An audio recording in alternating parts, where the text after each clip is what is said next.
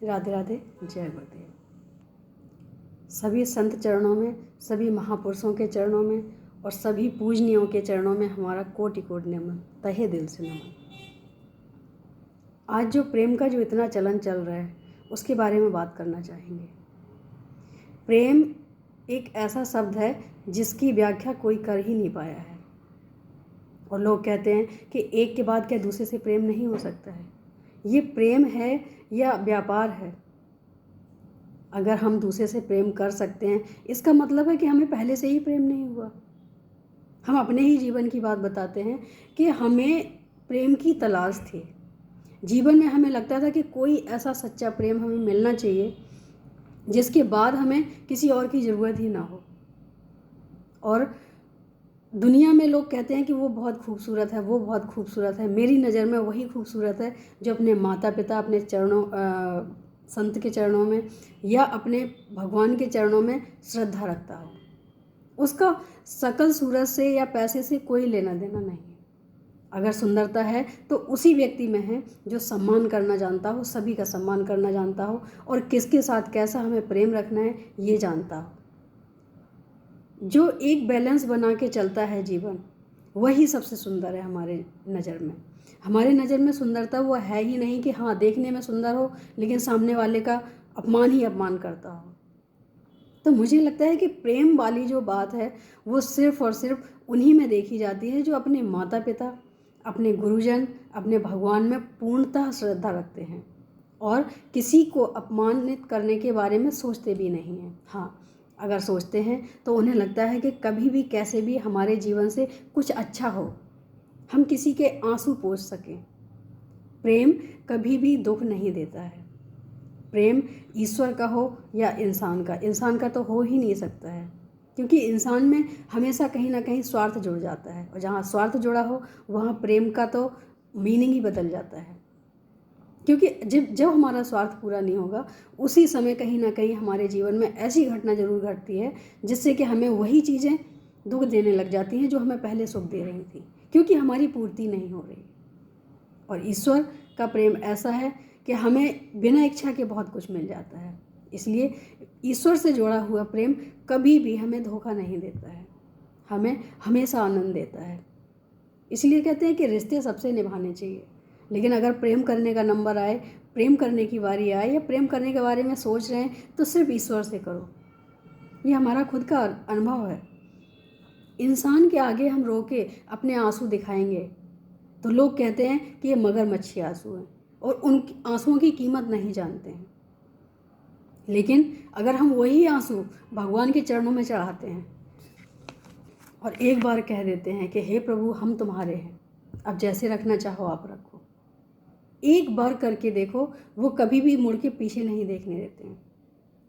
वो अपने चरणों में स्थान तो देते ही जीवन कितना खुशहाल बना देते हैं ये हम कभी कल्पना भी नहीं कर सकते। लेकिन अफसोस कि हम उन्हीं के प्रेम को नहीं समझते हैं। हम हमेशा उनके प्रेम को समझते हैं जिन्होंने 2 शब्द बोल दिए या किसी ने कुछ गिफ्ट ला के दे दिया, वो दिखता है प्रेम, इसलिए हमें लगता है कि ये प्रेम है। कई बार उनका भी प्रेम प्रगाढ़ होता है जो दिखता नहीं है, और वही प्रेम टिकाऊ भी होता है, क्योंकि प्रेम प्रदर्शन है ही नहीं। प्रेम तो एक ऐसा विषय है कि जो सिर्फ महसूस किया जा सकता है, चाहे ईश्वर का हो। फिर से कहेंगे कि इंसान का प्रेम हो ही नहीं सकता। इंसान स्वार्थ के लिए प्रेम कर सकता है, और जब एक से प्रेम होगा तो दूसरे का दिल में आना बहुत मुश्किल तो नहीं कह सकते हैं, हम ये कह सकते हैं हो ही नहीं सकता है। हमारे पास मन एक है, हमारे पास दिल एक है, हमारे पास आत्मा एक है। अगर हमने किसी को समर्पण कर दिया तो कहीं और कैसे जा सकता है? अगर हमने समर्पण नहीं किया है, इसका सीधा सा अर्थ है कि हमारा प्रेम नहीं है, हमारी सिर्फ ज़रूरत है। अगर ज़रूरत है तो ज़रूरत पूरे होते ही या पूरा नहीं हुआ तो भी हम अलग होने वाले हैं।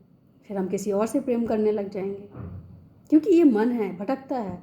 अगर हमने समर्पण दे दिया है, मन को अपने पास रखा ही नहीं, आत्मा को अपने पास रखा ही नहीं, परमात्मा से जोड़ दिया, उस प्रेम का जो एक अलग हमारे जीवन में प्रभाव देखने को मिलता है वो अद्भुत होता है। प्रेम समर्पण का नाम है, चाहे माता पिता में हो, चाहे गुरुजन में हो, चाहे ईश्वर में हो। अगर समर्पण है वही सच्चा प्रेम है। जहाँ समर्पण नहीं है वहाँ तो झगड़े भी होंगे और ज़रूरतें भी होंगी, बहुत सी चीज़ें ऐसी जुड़ी होंगी जो कभी ना कभी ये कहने को मिलेगा कि अब इससे नहीं, अब दूसरे से प्रेम हो गया। अगर दूसरे से प्रेम हो रहा है तो अपने आप से छल कर रहे हैं हम, क्योंकि प्रेम दूसरे से हो ही नहीं सकता है। इसका मतलब है कि हमने पीछे से जिसको प्रेम के जाल में रखा है उससे प्रेम नहीं किया, उसकी ज़रूरतें पूर्ति करते रहे या हम अपनी ज़रूरत पूर्ति करते रहे। हमने प्रेम किया ही नहीं, हम सिर्फ ज़रूरत से जुड़े थे। और जहाँ ज़रूरतें होती हैं वहाँ टिकाऊ नहीं होता प्रेम।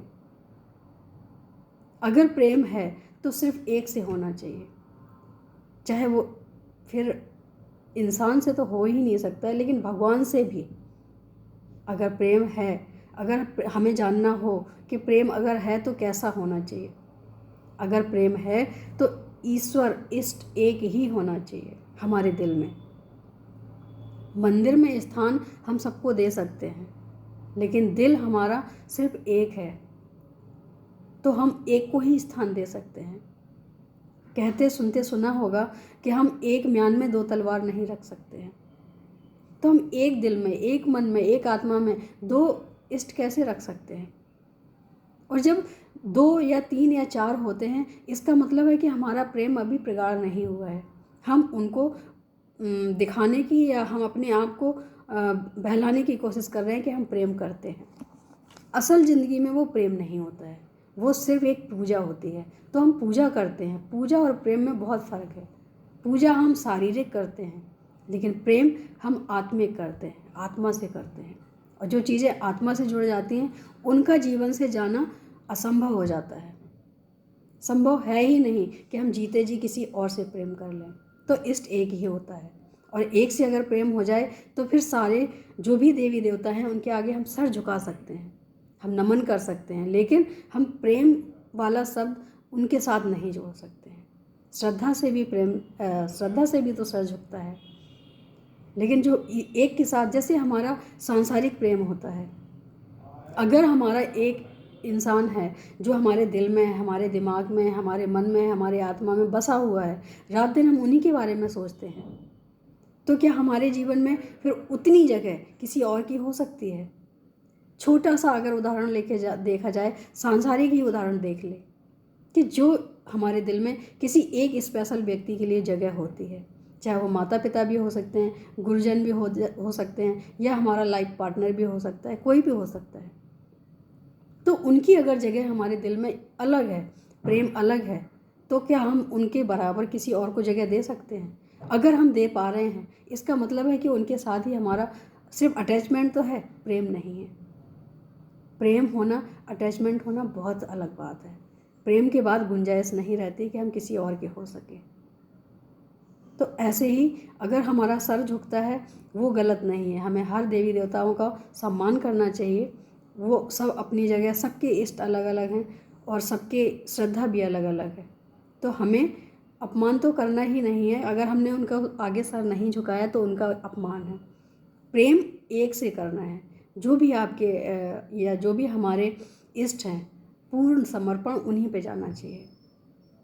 प्रेम एक से होना चाहिए। जब प्रेम एक से होता है तो हमारे रास्ते, बंद रास्ते भी खुल जाते हैं, और कहीं ना कहीं हमें अद्भुत चमत्कार देखने को मिलते हैं। अगर जीवन में हमने कुछ समझा है, देखा है, कुछ अनुभव किया है, वही हम आपके साथ सबके साथ शेयर करना चाहते हैं और करते भी हैं कि हमें जो गुरु और गोविंद की कृपा दिखी है, जो हमने महसूस किया है, वो सब आप सब कर सकते हैं, लेकिन समर्पण के साथ। अगर समर्पण है तो आप भी कर सकते हैं, क्योंकि इंसान का जब समर्पण होता है तो उसकी सोच, उसकी धारा सब बदल जाती है। एक समर्पण भाव से बहुत कुछ बदल सकते हैं, लेकिन उसके लिए समर्पण ज़रूरी है। एक बार समर्पण करके देखो, प्रेम किससे है अपने आप पता चल जाएगा। अगर समर्पण नहीं है तो प्रेम हम किसी से नहीं कर सकते, हम सिर्फ ज़रूरतें पूरी करते हैं। तो उम्मीद है कि थोड़ा बहुत इस वाणी द्वारा सीखने को मिले या समझ में आए, तो उसको अपनाएं ज़रूर, क्योंकि हमारा सिर्फ एक ही विचार होता है कि जो हमने महसूस किया है वो आप सब तक भेजें। उम्मीद है अच्छा लगा होगा। आज के लिए इतना ही। राधे राधे, जय गुरु।